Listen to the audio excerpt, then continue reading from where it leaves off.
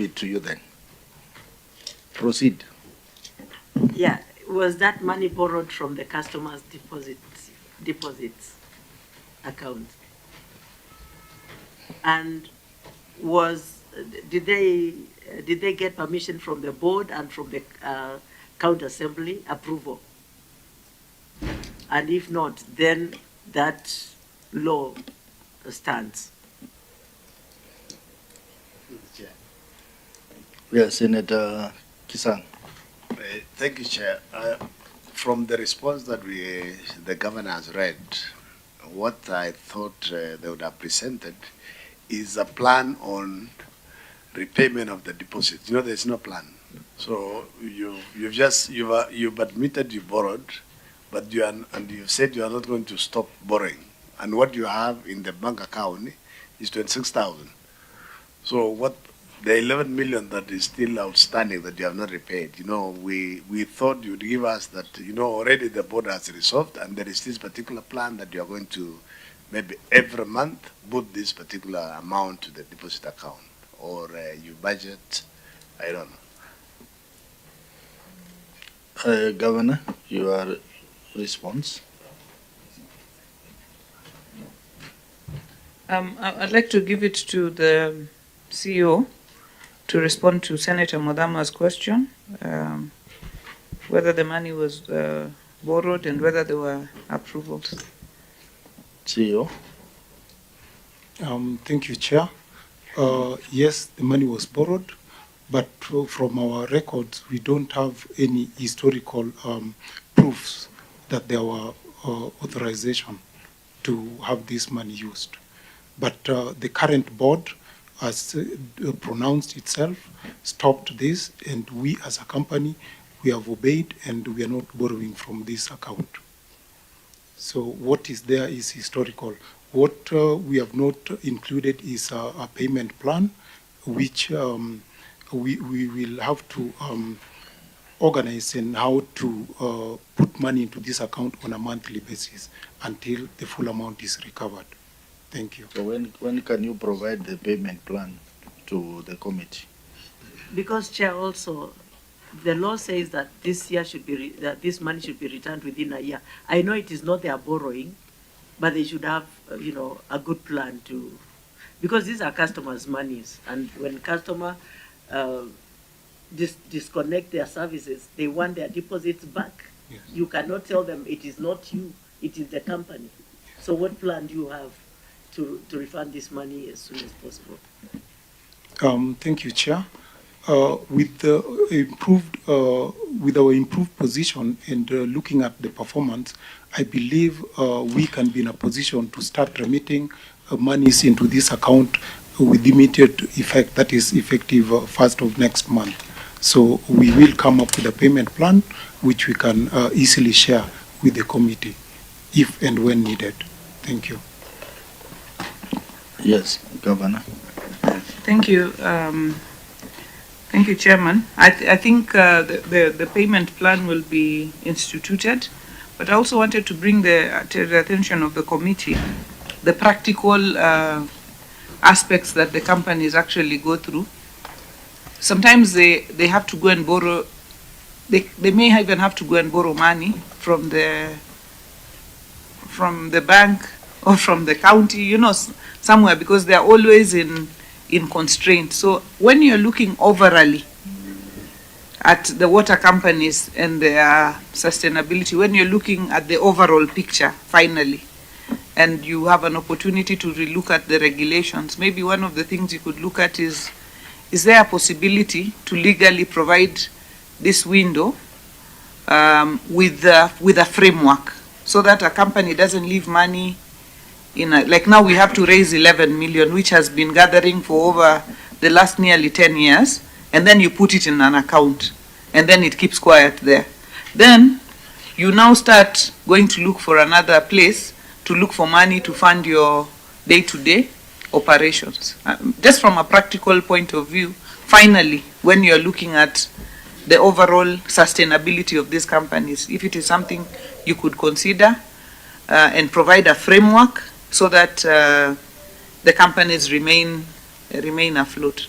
It is just a suggestion from a practical point of view, but just to commit that I will follow up with the company to ensure we have a plan and that the monies are returned, because customers cannot wait for their deposits when they are withdrawing. Thank you, Chair. I think maybe at the level of COG, these are some of the amendments that you can propose to us. As we are going to look at the next entity, you will realize that some of these laws are not practical, but we need a trigger maybe from your end for us to be able to help you through amendments. So, but we look forward to your payment plan. CEO, after how long are you going to provide this committee with a payment plan? This we can do in a fortnight. How many? In 2 weeks. 14 days. So we give you 14 days to submit to the clerk. So, honorable members, that brings us to the end of the review of the audited report for the water company. Now we proceed to review the municipality, Homa Bay Municipality.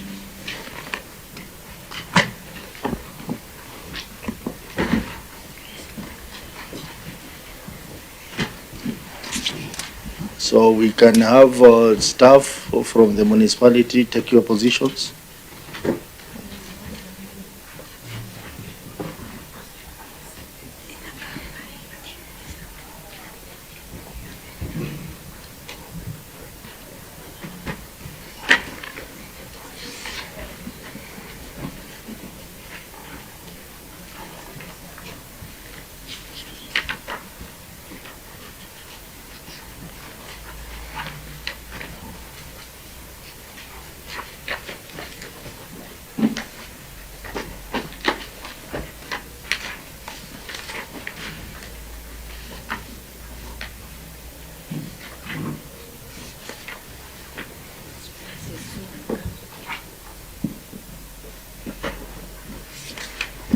So, honorable members, as earlier agreed, we have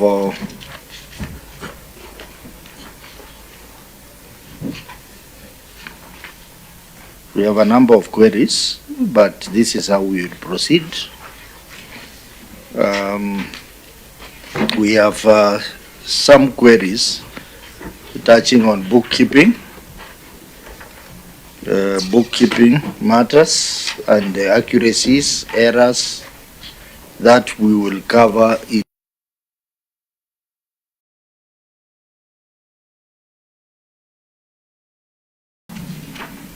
a query on lack of independence of the municipality. And this query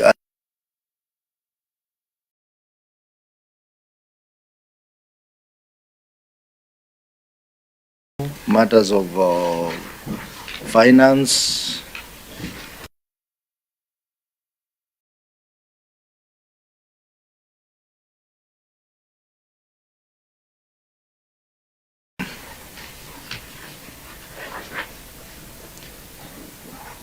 matters of functions, and matters of even the strategic plan.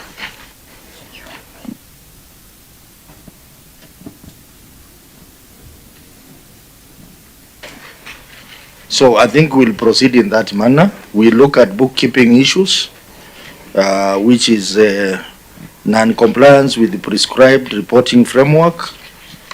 And then we have inaccuracies in financial statements, unsupported budget adjustments, those ones. And then from there, we proceed to the query on lack of independence. But before we do that, I'm told there are some officers from the municipality who had not been put on record. Maybe, Governor, you can guide us on that. I'd like to ask officers who are not here during introduction to please introduce themselves. And thank you, Honorable Chair. My name is Sigara Gumba, Municipal Manager, Homa Bay. Martin Ombewa, Accountant, Homa Bay Municipality. Martin, we can't see. Some of us can't see. Martin Ombewa, Accountant, Homa Bay Municipality.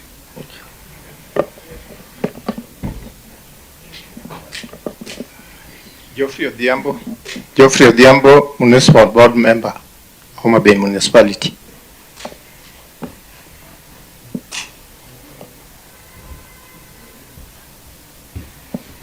Okay. Very well. I thought I had seen you. Okay, I'm Dr. John Agili. I'm the CCM in charge of water, sanitation, environment, energy, forest, and climate change. Okay. Auditor, proceed. You give us your brief report, and then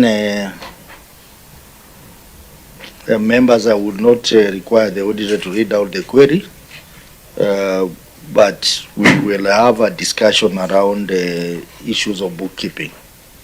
And then the auditor, you will now present the query on independence. So just give a summary report. Thank you, Chair. The report of Auditor General on the financial statement for Homa Bay Municipality for the year ended 30th June 2024. It's a qualified opinion. In terms of the summary of the issues, as you guided, Chair, we had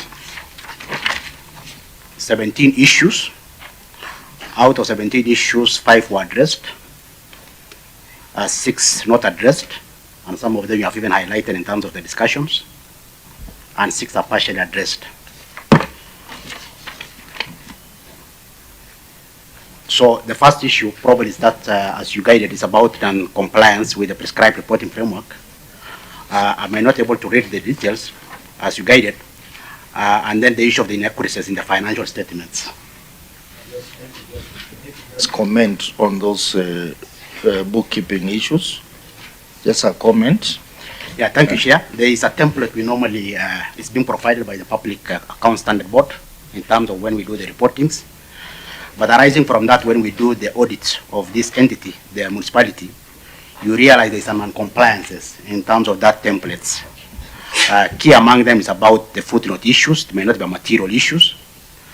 But if you look in terms of even the cash flows, the way it was presented, it's not complying with that. And the issue of even the note of the property and plants is not aligned into the financial statements. But if it comes to the issue of the inaccuracies of the financial statements, there was a fund which has already been received, but it was reported in the financial position, and the standard requires that it's supposed to be reported in the changes in the net assets.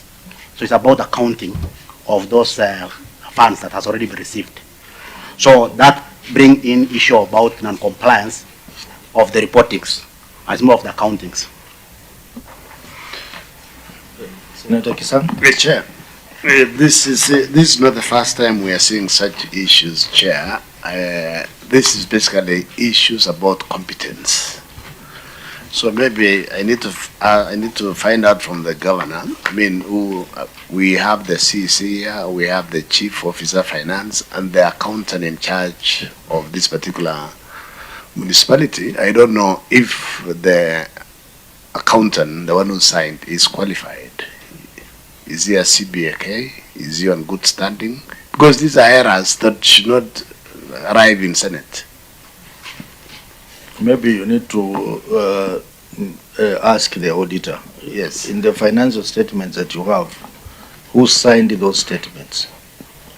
Yes, auditor. Who signed the statements? Thank you, Chair. We have CPA Martin Ombewa Ojiere, the head of accounting services. Inspect number 27659. Clerk, can you check the status of that member of ISPAC?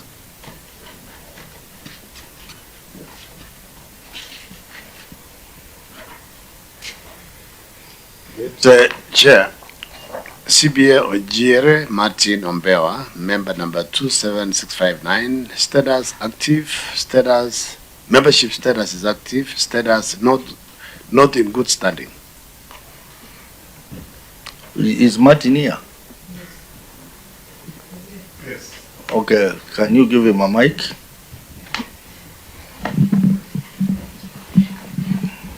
So you are the one who signed the financial statements.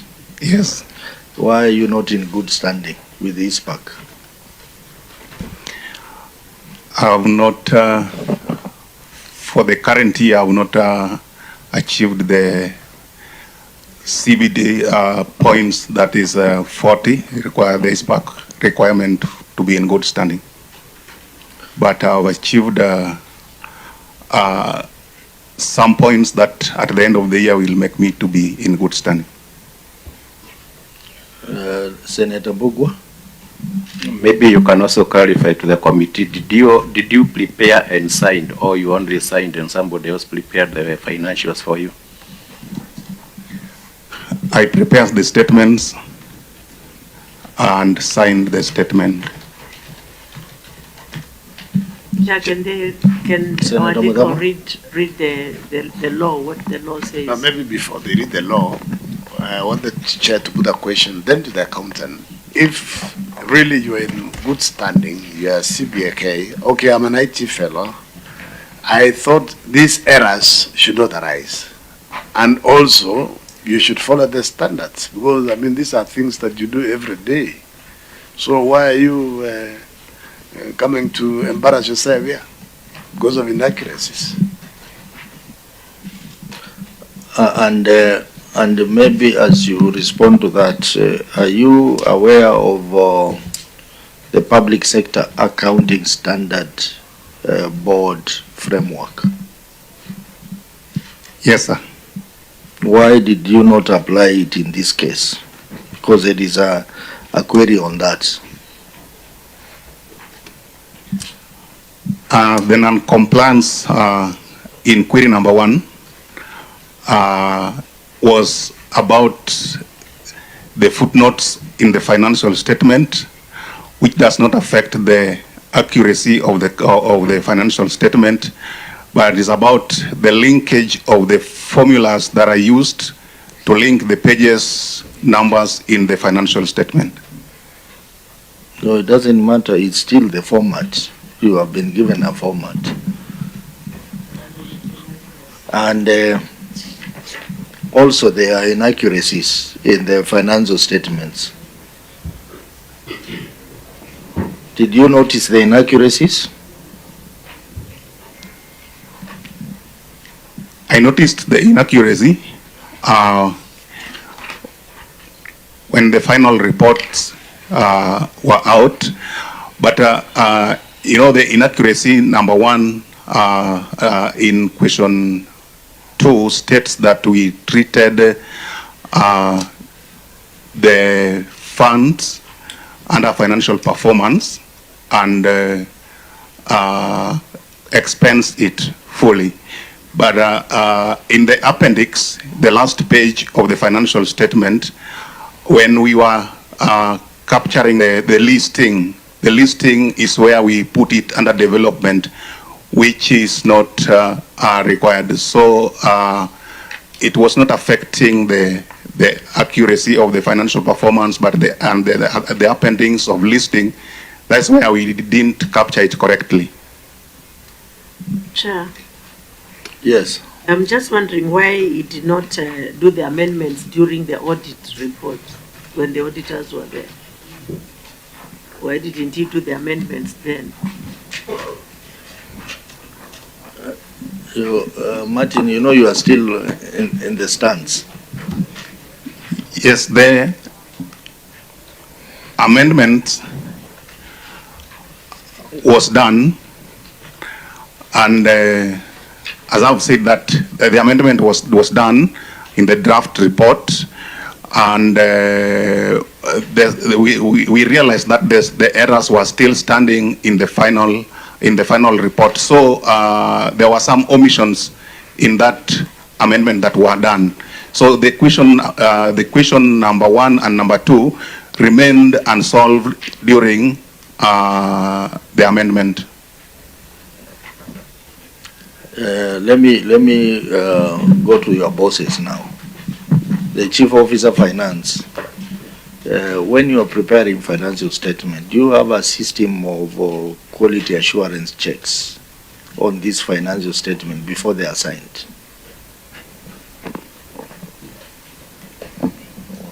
I thank you, Chair and committee. We do have a system of reviewing the financial statement. And what happened in this case for this particular one we are discussing now is that by the time the amendments were being done in the financial statement, the process of finalizing and certification of the report for the audit had actually happened. That is why the certificate had already been issued when some of these amendments were yet to be factored in. I think there was a communication breakdown in the process of communicating the amendments to the auditors, and also the timeline difference between when they were communicated and when the certification was done. But there is a process, and they were realized during the process. It's only that the communication and their inclusion in the final report where there was a miscommunication, Chair. But there is a process, and it was actually implemented during this one. But it is only that there was that mishap between the process and the audit finalization. Chair, Yes. MP, for clarification, did the CEO of Finance attend the exit meeting? Through the Chair, thank you. We attended the exit meeting, and it is at the exit meeting where we discussed the amendment, and we were given time to forward the amendments or the changes that were agreed before the auditors finalized on the report. So it was at that point where the communication went when the report had been finalized. But we were there for the meeting, and we agreed on what to be amended.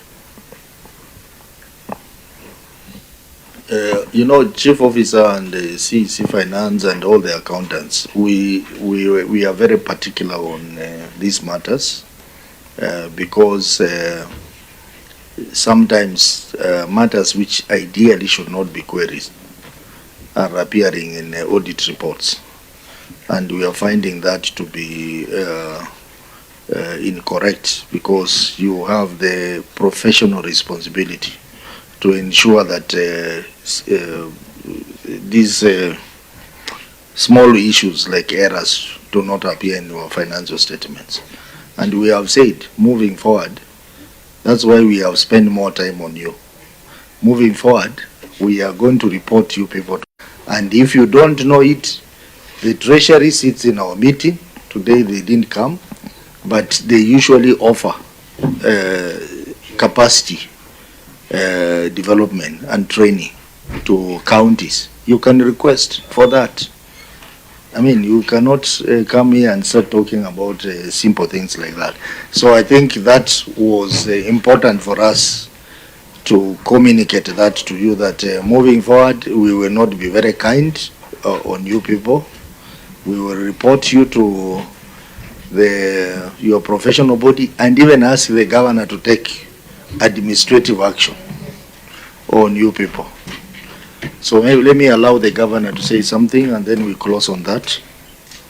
Chair, maybe before the governor says something, can the accountants tell us if they've been submitting financial reports and non-financial reports to the Treasury and control of budget and the Auditor General monthly?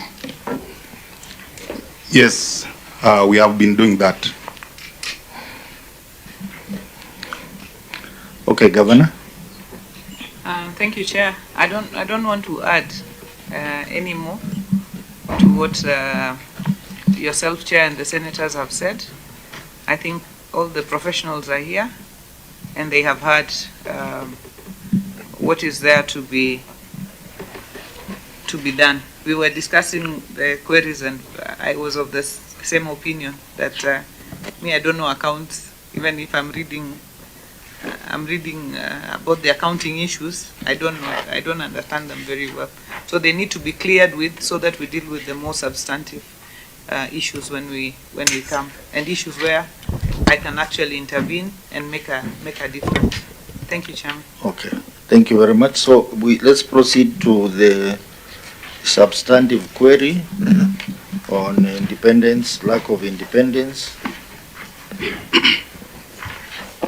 Thank you, Chair. And as I said, a number of queries relate to this. So honorable members, even as you interact with this query, you can bring in other issues in the other queries so that we save on time. Lack of independency of Homa Bay Municipality. Thank you, Chair. Lack of independence of Homa Bay Municipality. That's on page 15 of the summary.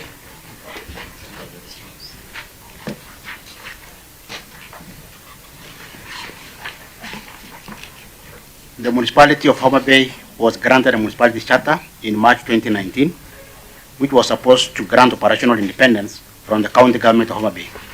However, the review of the operations of the municipality revealed lack of autonomy, as the municipality's budget was prepared and controlled by the county executive, and there was no budget approval by the municipality board.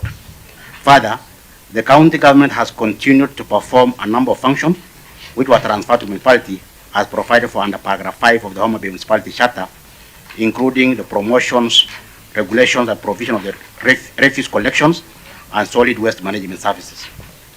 This is in contravention of Section 12(1) of the Urban Areas and Cities Act 2011, which states that the management of the municipality shall be vested in the county government and administered on its behalf by board, and managers and staff constituted and appointed in accordance with the Act. In the circumstances, the management of the county government of Homa Bay is in the breach of law. Governor, your management response. Thank you, Chairman. The management wishes to state that the municipality's budgets are discussed and approved by the municipality boards. Further, functions of the municipality have already been gazetted. And there is a continuous and progressive operationalization process of the municipal board's mandate. Additionally, the Homa Bay municipality operates independently from the county executive with its own board of directors, and we have attached the gazette notice of the transfer of functions, as well as the board approval of budgets, Appendix 10A and Appendix 13. Thank you, Chairman. Okay, very well. Auditor, your comments on the management response. Thank you, Chair. The management provided the gazette notice, which was also provided, and a minutes of the board approvals for the budget has been provided. But in terms of the responses, where there is a continuous progression of operationalization, it means there are a number of activities probably that still require some transfers. So it's an area that we still keep in view in terms of if all those functions can be transferred to the municipality.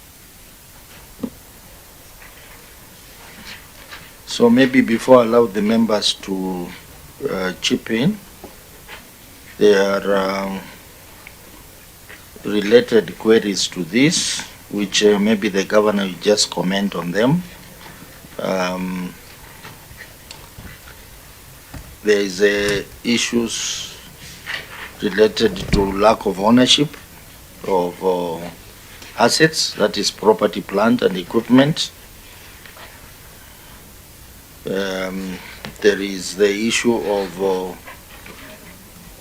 failure to collect on source, on generated revenue by the municipality.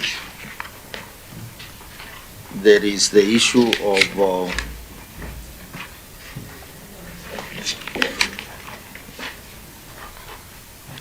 lack of monitoring and evaluation framework and report, issues of lack or failure to adhere to budget.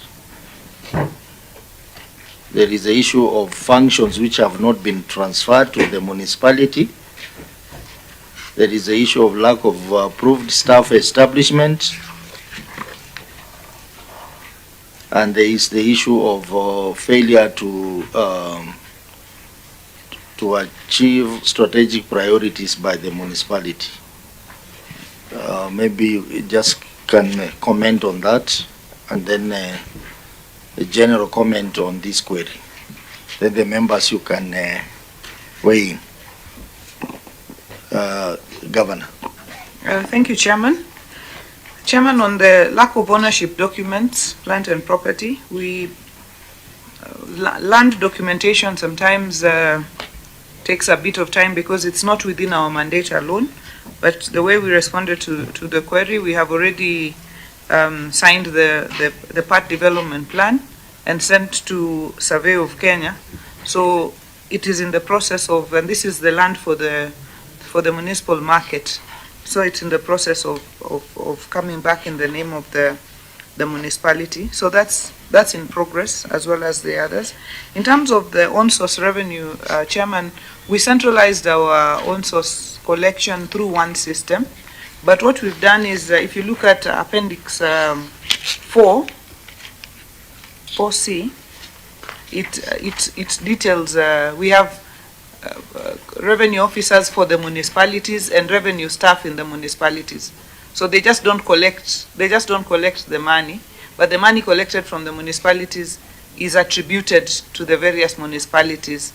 And you can see there is a report there that in the year 23-24, Homa Bay municipality collected 62,627,000, and it's broken down by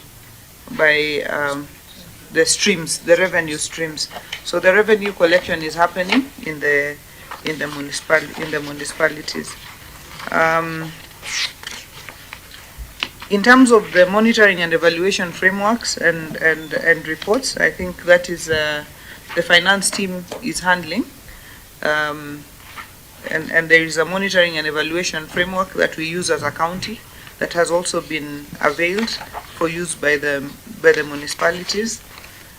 In terms of the lack of approved staff establishment, we have a consolidated staff establishment in which the municipalities also are a part of.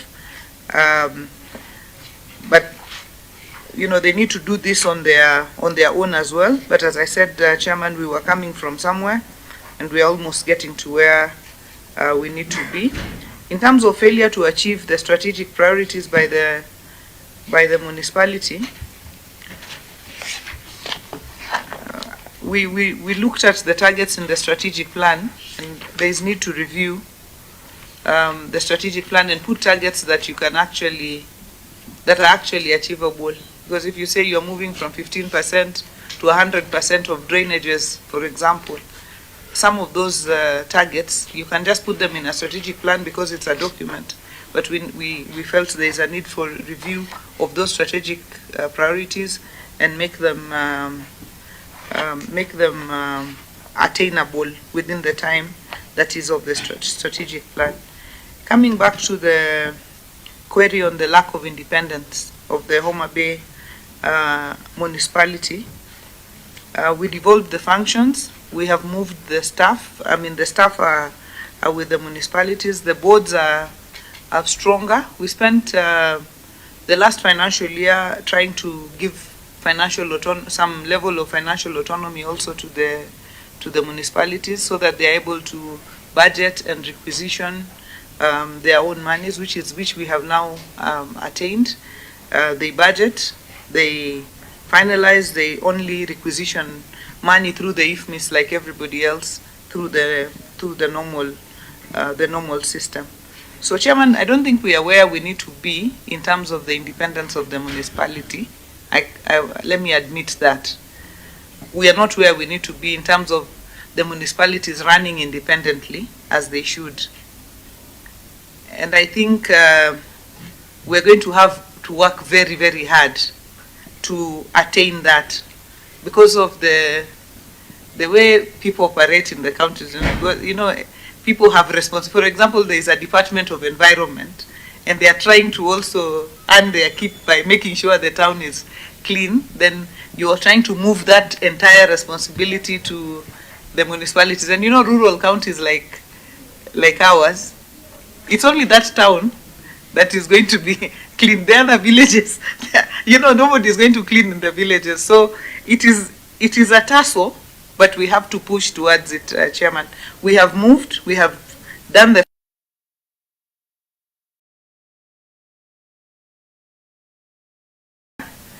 next year, Chairman, that this matter is fully resolved. So just give us a bit of time to work on the cultural and the mindset. Thank you, Chairman. Okay, Governor, you know this query appears in almost all the municipalities. And, you know, we want to have a candid discussion on this matter.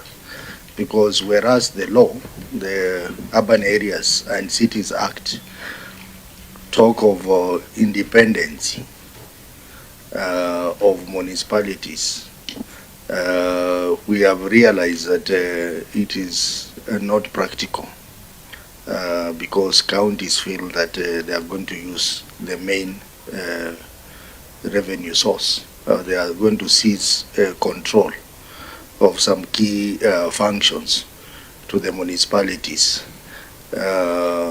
Is that the case? Given that you have, in your response, you have indicated that it is not going to be easy.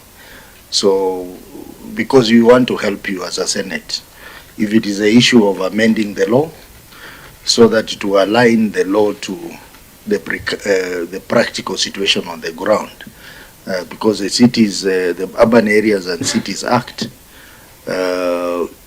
seems to suggest that the entire issue of revenue collection and management should be the preserve of the board and the municipality, and yet there is a county there with an elected governor.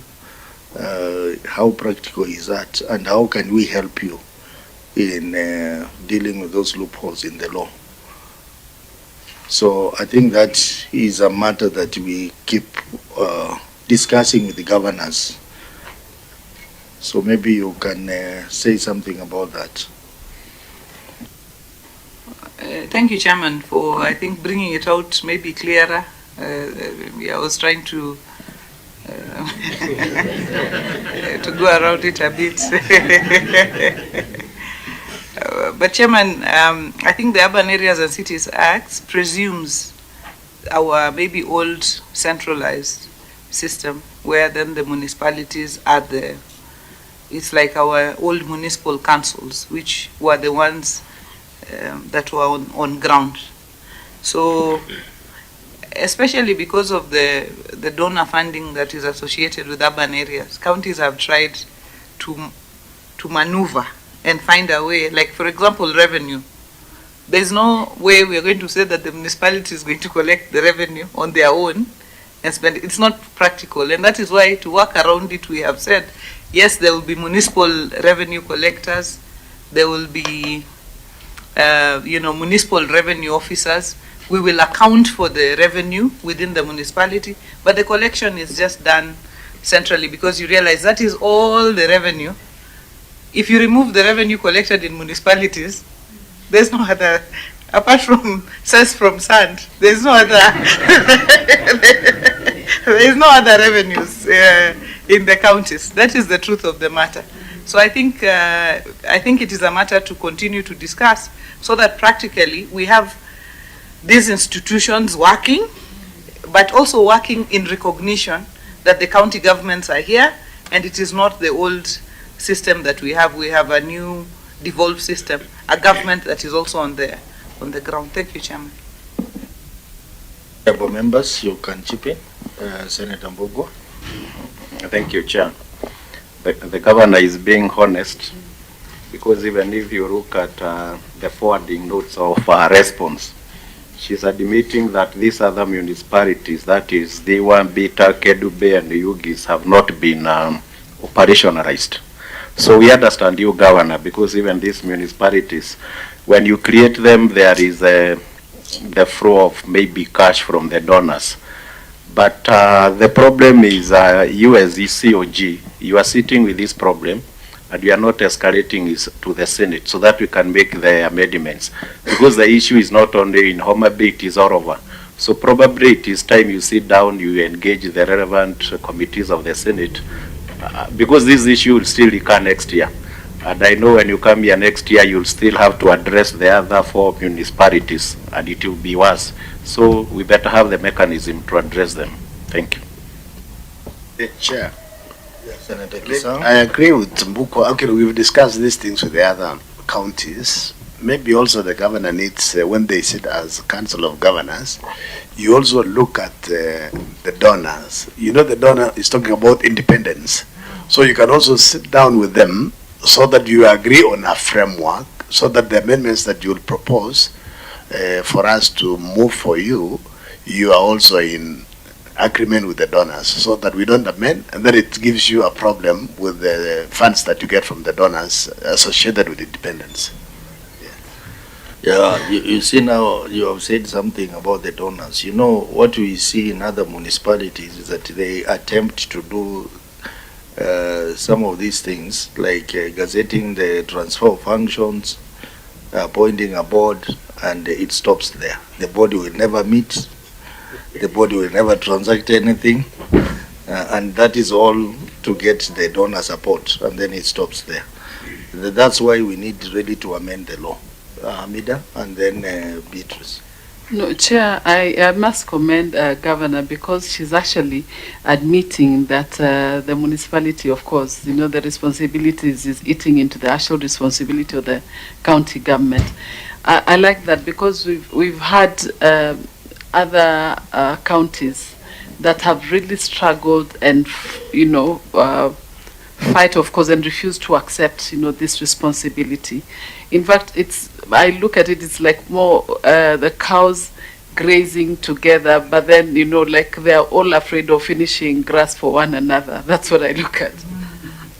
Senator Beatrice. Thank you, Chair. I would like to make this comment because I also happen to have been a key player in the Urban Areas and Cities Act. The Urban Areas and Cities Act envisaged a situation where governments would remain facilitative and macro managers and overseers of the process, and municipalities, given their nature, would then remain with the urban services provisions as the governments oversee the standards and the policies. Chair, it is similar to what we are grappling with nationally, where functions are devolved, and then the national government sticks on a number of these functions. If you look at the health, and with the fear that, not a fear, and this is not primarily peculiar to Homa Bay, it is a national thing. But I think key to it was on the idea that services would be more efficient and effectively performed, but of course still in the purview of the county governments. Here the governor, like we hear all other governors, but I think the basis was that the governments would remain macro in management and see that services go down. It is like what we have handled with the Homawasco. Selo Homawasco is within the county government, but it's given the operationalization of water and the delivery of that services. Then the World Bank also expected a situation where you'd fund the counties to create the municipalities to ensure that services went down, and they would run like enterprises, basically just to ensure that services are offered. But we hear it is a common issue, and we'll need to deal with it. I think the way forward is to look at the law and amend it appropriately. Otherwise, if we don't do that, Governor, next year it will still be a query. Yeah. So I think, as Senator Kisang Bogo has said, the Council of Governors, you need to sit down and suggest the amendments we need to do. For example, you could say you can give the municipalities some powers, but agree on how you're going to share revenue, how you're going to collaborate in collecting revenue, and how you're going to share revenue from that. So it is upon you, you directors as defenders of devolution, on what we can do for you. Otherwise, it will still continue being a query, and for us, we will prosecute the query as it comes. Chair, just to add on that, Governor, we are defenders of devolution. And at times, you governors should call us senators and tell us what challenges you're going through. But you kind of keep away from us. And we are here to fight for you. We are here to advise where possible. And we are here to make any laws that, you know, can make devolution work, because we are here to make devolution work. Okay, I think we now come to the end on this matter. Governor, we will request that those recommendations members have given, they be taken very seriously. We shall also send a written interim recommendation to you for action. So, honorable members, we come to the end. I am not going to allow final comments. No, please allow me. I'm president. Because you are the president, or what? Please. Okay. I'll allow very brief comments, 1 minute, and then the governor makes a final. Thank you, Chair. I really want to appreciate Governor and her team, and just to remind the team that Homa Bay is rated highly in terms of performance. And please, I'm only concerned, a few of you are not being very keen on your roles in the county. Please don't let the governor down. Our eyes are on her, because she carries the hopes of many women in this country. So thank you very much. God bless you. Go and continue serving Homa Bay in your best. I will, Beatrice, and then Thank you, Chair. On behalf of the Homa Bay delegation, and particularly the Senator of Homa Bay, who was not able to be here, we welcome you, Homa Bay County, and we are looking forward to this good performance that we are looking for. We are able to support you, and I can assure you the Senator is available for you any other time. Thank you. Senator Topigo, I will allow you, because you know me and you, we are seeking that high office. You are on teaching practice. Yes, Chair, and because of that, we particularly want to address what's not working in the counties here, so that we don't find a problem when we go there. So, Governor and your team at COG level, please help identify the loopholes for us, so that we address them now, so that the process becomes smoother for us in future. Meanwhile, the team from Homa Bay, we really expect you to help our governor to shine. She must shine. She has no choice. She must shine for us. And the women of this country are looking at Homa Bay. And so, any of you, and Governor, let me appreciate the fact that you're still working with Nyokabi. It just tells what you are. Thank you very much. Senator Mudama will allow you, because... On that note, Homa Bay is the sure sign of a broad-based system. Yes. You can see that we are very accommodative, and Senator Mudama will allow you on one account, that you come from a county of ladies, like Homa Bay. Yeah. We are called Machakos girls. Yeah. Governor, through you, Chair, I really want to commend Governor. She has been on the spot in answering the questions, not even relying so much on her team, but part of the team is letting you down. So go back and put your foot down, so that next time they come here, they'll be on the spot. Congratulations for the good work that you're doing. We end with the Senator Kisang. Thank you very much. Mine is to say congratulations also for retaining our colleague Priscilla. You know, she's a senior advisor, and also for taking my friend Fred. Yeah. You know, that's a good team, and even the chief officer also spoke finance. He seems to understand. So basically what you need to do is just be very close, monitor closely what the accountants are doing, because you seem to know your job. And finally, on behalf of this committee also, we want to pass our condolences. Appreciate my area member of county assembly who is also here. Yes. Good.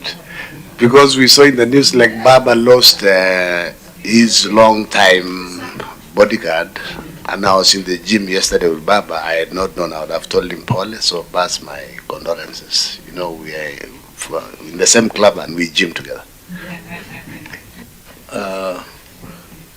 Senator Hamida, I'm tempted.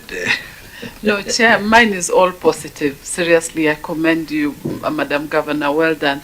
And of course, the names that Kisang has mentioned, Priscilla and Odhiambo, they're all good friends, and I think she really has a very good team. Congratulations, Excellence. To state that we are willing, ready to support her in matters legislative, and where need be, we are ready to consult with the Senate and probably make her the best governor in the entire country. Thank you, and may God bless you. Okay. Honorable Nyokabi, because you have been part of us, just for that reason. Yeah, thank you very, very much, members, and also the governor. Just to underscore what Governor Gladys is doing in Homa Bay in the sense of implementing fully a rule of law county. The entire Chapter 11, we follow the law very closely, and so very, very happy with the challenges that you raise around where the law can continuously make devolution and the promise of devolution be achieved. So thank you very much. I've also been very happy to be a new Homa Bayan. In fact, muwe munaniita Atieno. Governor, your final comments. Thank you very much, Chairman, and thank you very much, Honorable Senators. Thank you for the areas that you have corrected us, the areas that you pointed out that need improvement. We promise that we are going to sit down and work on those areas thoroughly. Thank you also for the very kind words. They weigh heavily on our shoulders because we can't afford to go wrong, because the promise of devolution must be attained, so that even my good deputy party leader, by the time he heads to Vihiga, it is a true county and devolution still stands. So it lies on our shoulders and yours. And I want to really thank the Senate. So first, let me start by thanking this committee of PIC. The issues that you highlight today were issues that were never brought out. Why? Because when there was just one committee of public accounts, it was never possible to deal with the municipalities or the water companies or the hospitals or the other key issues that this committee deals with. And I also want to really thank the committee. I've been here, this is probably my third or fourth time in this committee. You have always been, objective and pointing out the issues as they should be, without necessarily antagonizing or making us feel antagonized. That is appreciated. But let me thank the Senate overall for your defense of devolution. Today, we would not be speaking about the 387 billion that counties are getting. We would have been at probably 380.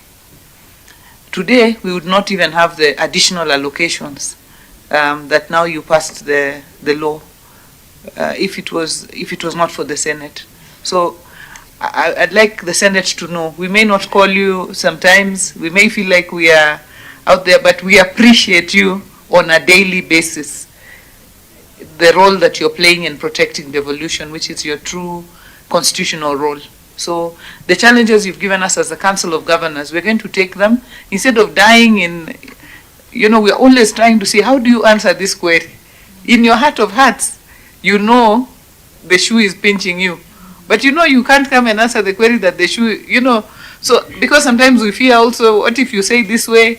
What if that gentleman of the legal officer reads that section of the law? Then you, then you go under.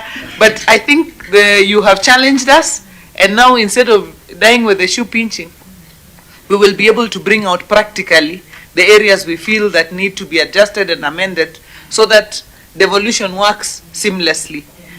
Thank you so much, and please receive the gratitude of the people of Homa Bay. And I'd also like to take this opportunity to welcome members of the committee. We will be hosting Madaraka Day on 1st of June, and also to welcome you to the Devolution Conference, which will also this year be taking place in Homa Bay from 12th to 15th of August.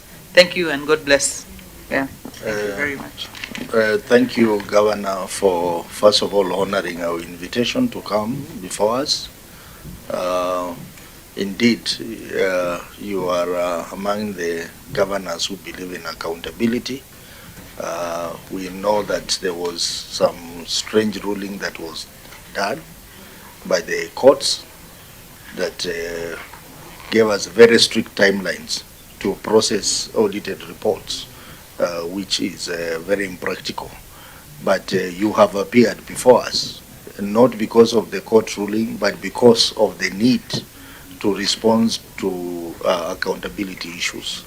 And members have made very kind remarks to you because of the performance of the water company. When you appeared before us, the company was making losses. There were a lot of many problems, but we are happy that within a period of 1 year, you have been able to make the company make profit. There are some loose ends which we have given you directions on what needs to be done, and we hope that the people of Homa Bay will have access to clean, safe drinking water as we move forward. I also want to say that we as senators, we are very passionate about the defense of devolution, and we want to join the governors in saying that the devolution is under attack. And as senators, we will not allow this to go on. We are seeing members of parliament, members of the National Assembly, now wants to take over markets, they want to take over roads, they want to take over hospitals. I mean, I think this should not allow it to go on. So we stand with you in that, and we encourage you to feel free to share your concerns to us, particularly the concerns we have not under the Urban Areas and the Cities Act and many other areas, so that we can address those concerns. As I thank you very much. I'm very happy as your deputy party leader that I'm having a performing chairperson of the ODM party. Have you seen the governor of Kajiado? Yeah. Thank you very much. The meeting is adjourned.